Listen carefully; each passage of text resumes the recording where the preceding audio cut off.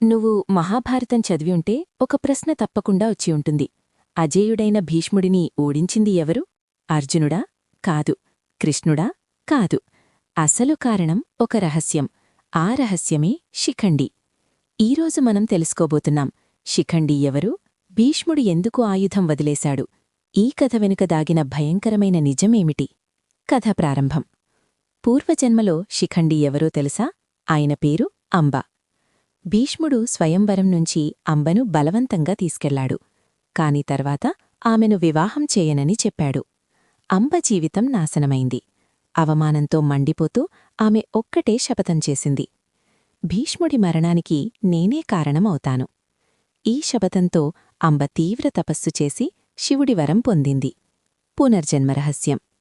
అంబ పునర్జన్మ ఎత్తింది శిఖండీగా. కాని ఇక్కడే అసలు మిస్టరీ మొదలవుతుంది. శిఖండి స్త్రీగా పుట్టి పురుషుడిగా పెరిగాడు.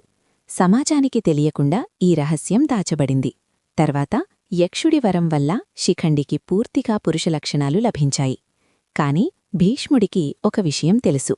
భీష్ముడు ఎందుకు యుద్ధం చేయలేదు? భీష్ముడు జీవితాంతం ఒక నియమం పాటించాడు. స్త్రీతో కాని స్త్రీగా పుట్టినవారితో కాని యుద్ధం చెయ్యను. శిఖండి పూర్వజన్మ అంబ అని భీష్ముడికి తెలుసు. అందుకే కురుక్షేత్ర యుద్ధంలో శిఖండి అర్జునుడి ముందు నిలబట్టాడు. భీష్ముడు ఆయుధం వదిలేశాడు. అదే క్షణంలో అర్జునుడు బాణాలు సంధించాడు. ఇలా అజేయుడైన భీష్ముడు పడిపోయాడు. అసలు రహస్యం ఏమిటి? శిఖండి ఒక యోధుడు మాత్రమే కాదు, అతను విధిరూపం. భీష్ముడి అహంకారానికి, అతని గత పాపానికి వచ్చిన శిక్ష. మహాభారతం చెబుతుంది ఒక్కటే విషయం: న్యాయం ఆలస్యమవుతుంది కాని తప్పదు.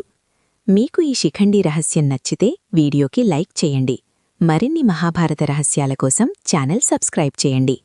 మీ అభిప్రాయం కమెంట్లో చెప్పండి. శిఖండి పాత్ర న్యాయమా, విధియా? మీకు కావాలంటే